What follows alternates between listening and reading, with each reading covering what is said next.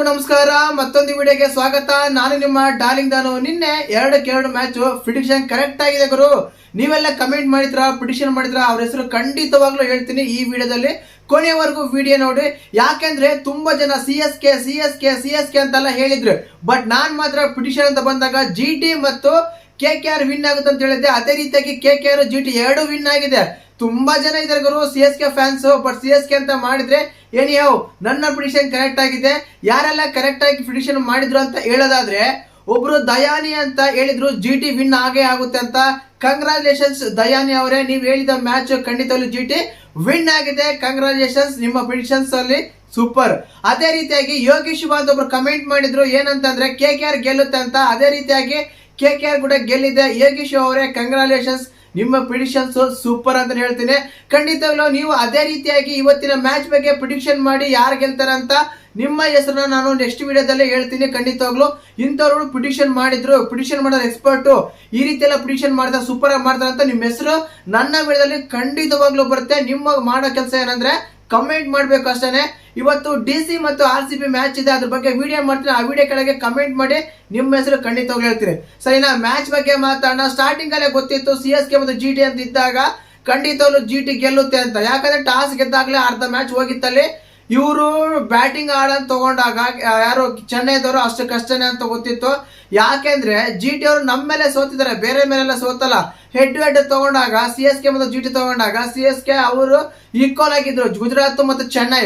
ಆದ ಕಾರಣ ಅಲ್ಲಿ ಈಸಿಯಾಗಿ ಗೆದ್ದೇ ಬಿಟ್ರು ಗುರು. ಖಂಡಿತವಾಗ್ಲು ಒಂದಂತೂ ಸತ್ಯ, ಚೆನ್ನೈದವರು ಫಸ್ಟ್ ಬ್ಯಾಟಿಂಗ್ ಅಂತ ತಗೊಂಡಾಗ ಆ ಸ್ಕೋರ್ ಬಂದಿದ್ದೇ ಒಂದು ಅದ್ಭುತ ಅಂತ ಹೇಳ್ಬೋದು. ಯಾಕಂದ್ರೆ ಆಲ್ಮೋಸ್ಟ್ 30 ತನಕ 4 ವಿಕೆಟ್ ಕಳ್ಕೊಂಡಾಗ ಅನ್ಕೊಂಡಿದ್ದೆ ನಾನು ಇವರು 100 ರನ್ ಒಳಗಡೆ ಔಟ್ ಆಗ್ತಾರೆ ಅಂತ.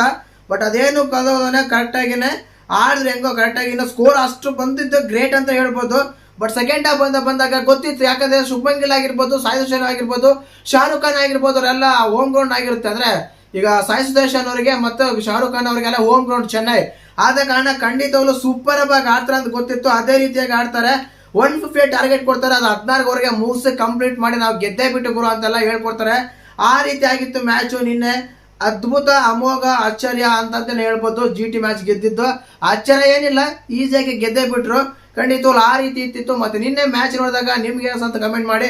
ಫಸ್ಟ್ ಆಫ್ ಆಲ್ ಚೆನ್ನೈದವರು ವಿಕೆಟ್ಗಳು ಹೋದಾಗ ಅವ್ರು ಏನು ಆಟನೇ ಆಡಲಿಲ್ಲ ಗುರು. ಫಸ್ಟ್ ಆಫ್ ಆಲ್ ಆ ಸ್ಕೋರೇ ಬರೋದೇ ಗ್ರೇಟ್ ಅಂತ ಹೇಳ್ಬೋದು. ಆ ರೀತಿ ಆಗಿತ್ತು. ಇನ್ನು ಸೆಕೆಂಡ್ ಮ್ಯಾಚ್ ತಗೊಂಡ್ರೆ ಖಂಡಿತವಾಗ್ಲೂ ಚೆನ್ನೈಗೆ ಸೋಲ್ತು. ಗೊತ್ತಿತ್ತು, ನಾನು ಹೇಳಿದೆ ಪ್ರಿಡಿಕ್ಷನ್ ಚೆನ್ನೈದವ್ರು ಸೋಲ್ತಾರೆ ಗುರು ಅಂತ. ಅದೇ ರೀತಿಯಾಗಿ ಸೋತ್ರು. ಒಂದಂತೂ ಸತ್ಯ, ಆ ಚೆನ್ನೈದವರು ಹೋಮ್ ಗ್ರೌಂಡ್ ಅಲ್ಲೇ ಸೋತಿದ್ದು. 2 ಮ್ಯಾಚ್ ಗೆದ್ದಿದ್ರು, ಬಟ್ ಈ ಮ್ಯಾಚ್ ಸೋಲ್ತಾರೆ.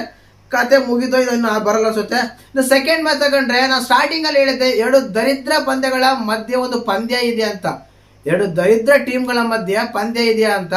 ಅದೇ ರೀತಿ ಆಯ್ತು ಗುರು.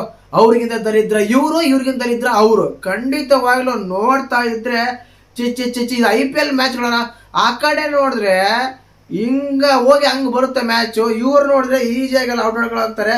ಫಸ್ಟ್ ಆಫ್ ಆಲ್ ಆ ರಘುವಂಶಿ ವಿಕೆಟ್ ಕೇಳಿದ್ದೇ ತಪ್ಪು. ಅವರು ದೇವರು ಕೊಟ್ಟ ಶಿಕ್ಷೆ ಅಂತ ಅನ್ಸುತ್ತೆ. ಯಾಕೆ ಅಂದ್ರೆ ಅದಷ್ಟೇ, ಅವ್ರು ಬೇಕಂದ್ರೆ ಬಾಲ್ ತಡಿಲಿಲ್ಲ ಗುರು.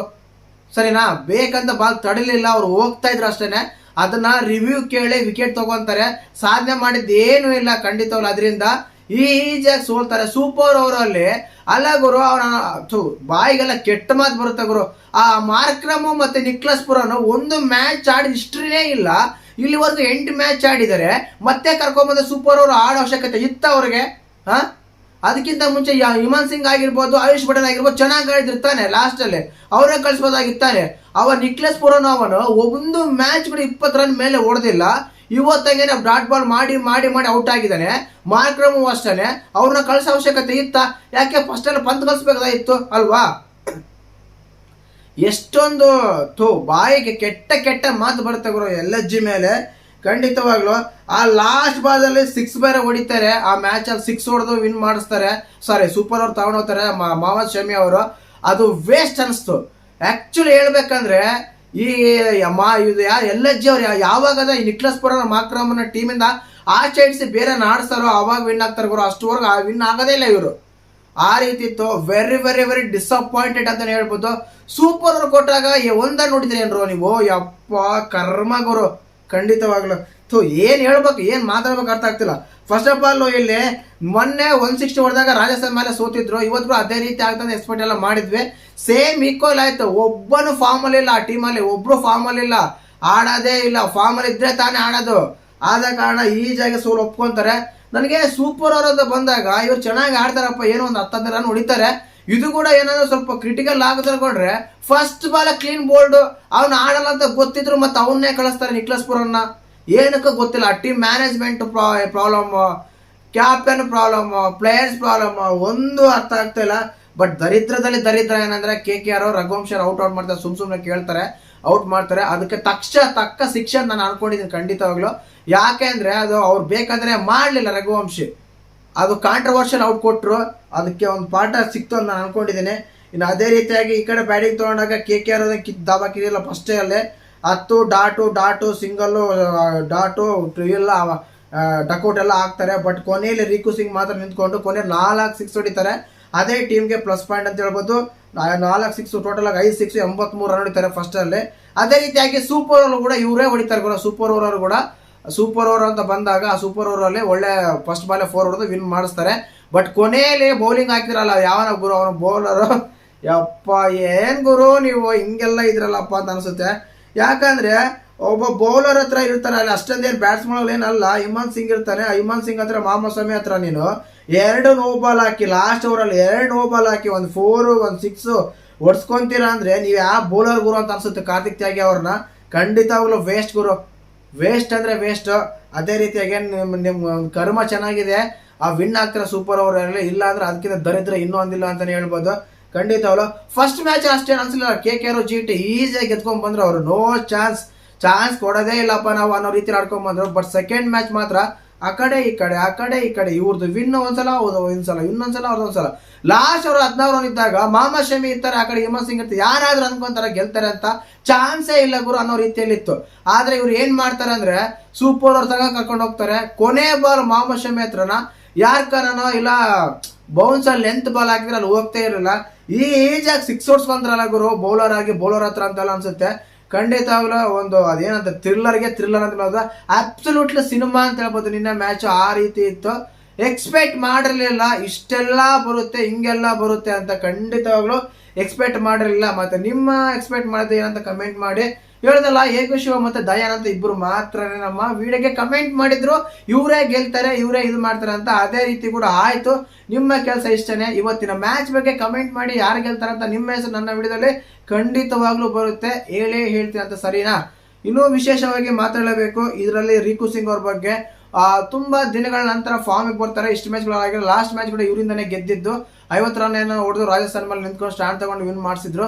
ಇವತ್ತು ಕೂಡ ಅಷ್ಟೇ KKR ಅಲ್ಲಿ ಲಕ್ನೋ ವಿರುದ್ಧ ಲಾಸ್ಟ್ ಟೈಮ್ ಅಲ್ಲಿ ಇದೇ ತರನೇ 6 4 ಹೊಡೆದು ಮುಕ್ಕುಳ್ಸೋದೆ ಗೆಲ್ಸಿದ್ರು. ಬಟ್ ಈ ಮ್ಯಾಚ್ ಅಲ್ಲಿ ಮಾತ್ರ ಒಳ್ಳೆ ಬ್ಯಾಟಿಂಗ್ ಅಡೆ ರಿಕು ಸಿಂಗ್ ಅವ್ರು ಗೆಲ್ಲಿಸ್ತಾರೆ ಅಂತಾನೆ ಹೇಳ್ಬೋದು. ಆ ರೀತಿ ಇತ್ತು ನಿನ್ನ ಎರಡು ಮ್ಯಾಚ್ಗಳ ಮಧ್ಯೆ ಒಂದು ಪಂದ್ಯ. ಖಂಡಿತವಾಗ್ಲೂ LSG ಅವ್ರು ಸುಮ್ಮನೆ ಟೂರ್ನಮೆಂಟ್ ಬಿಟ್ಟು ಹೋಗೋದು ಬೆಸ್ಟ್ ಗುರು. 150 ರನ್ ಹೊಡೆಯಕ್ಕಾಗಲ್ಲ ಅಂದ್ರೆ ಏನ್ ಗುರು ಆಡ್ತಾರೆ IPL ಅನ್ನೋ ಮಾತು ಬಂದ್ಬಿಡುತ್ತೆ. ಅದು ನಿಮ್ಮ ಹೋಮ್ ಗ್ರೌಂಡ್ ಅಲ್ಲೇನೆ, 150 ರನ್ ಹೊಡೆಯಕ್ಕಾಗಲ್ಲ ಅಂದ್ರೆ ಏನಕ್ಕೆ ಆಡ್ತೀರಾ, ಏನಕ್ಕೆ ಮ್ಯಾಚ್ಗಳೆಲ್ಲ ಅಂತ ಅನ್ಸುತ್ತೆ. ಖಂಡಿತವಾಗ್ಲೂ LSG almost all out of the tournament ಅಂತಾನೆ ಹೇಳ್ಬೋದು. ಸರಿನಾ? ಇನ್ನು KKR ಏನು ಕಿತ್ತಬಾಕಿರೋದಿಲ್ಲ. ಇವತ್ತು 5 ಪಾಯಿಂಟ್ ತಗೊಂಡು ಅದೇ 9ನೇ ಸ್ಥಾನದಲ್ಲಿ ಇದ್ದಾರೆ, ಅಲ್ಲವ್ರು ಮೇಲೇನಿಲ್ಲ. ಇನ್ನು ಮಿಕ್ಕಿನೆಲ್ಲ 6 ಪಾಯಿಂಟ್ ತಗೊಂಡು ಮೇಲಿದ್ದಾರೆ 5ನೇ ಸ್ಥಾನದಲ್ಲಿ. ಕೊನೆಗೆ ಬಾಟಮ್ 2 ಎರಡು ಟೀಮ್ ಇವೇ ಟೀಮ್ 2 ಇರೋದು, LSG ಒಂದು ಮತ್ತೆ ಅದಾದ್ಮೇಲೆ ಒಂದು KKR ಒಂದು. ಅದೇ ರೀತಿ ಆಗ್ತಾ ಇದೆ. ಮತ್ತೆ ನಿಮ್ಮ ಪ್ರಕಾರ ಯಾರು ವಿನ್ ಆಗಿದ್ದು ಬೆಸ್ಟ್ ಅನಿಸ್ತು, ಯಾರು ವಿನ್ ಆಗ್ಬೇಕಾಯ್ತು? ತುಂಬಾ ಜನ CSK ಅಂತ ಹೇಳಿದ್ರು, ಬಟ್ CSK ವಿನ್ ಆಗಲ್ಲ ಅಂತ ನನಗೆ ಗೊತ್ತಿತ್ತು. ಅದಕ್ಕೆ ನಾನು ಪ್ರಿಡಿಕ್ಷನ್ GT ಅಂತಾನೆ ಹೇಳಿದ್ದೆ, ಕರೆಕ್ಟ್ ಕೂಡ ಆಗಿತ್ತು. ಮತ್ತೆ ಇವತ್ತು ಮ್ಯಾಚ್ ಬಗ್ಗೆ ಒಂದು ವಿಡಿಯೋ ಬರುತ್ತೆ, ಅದ್ರ ಬಗ್ಗೆ ಪ್ರಿಡಿಕ್ಷನ್ ಆಗಿ ಮಾತಾಡೋಣ. ಅಷ್ಟುವರೆಗೂ ಚಾನಲ್ ಯಾರನ್ನು ಹೊಸ ನೋಡ್ತಿದ್ರೆ ಮಿಸ್ ಮಾಡಿದ್ರೆ ಸಬ್ಸ್ಕ್ರೈಬ್ ಮಾಡಿ, ಲೈಕ್ ಮಾಡಿ, ಶೇರ್ ಮಾಡಿ. ಜೈ ಹಿಂದ್, ಜೈ ಕರ್ನಾಟಕ.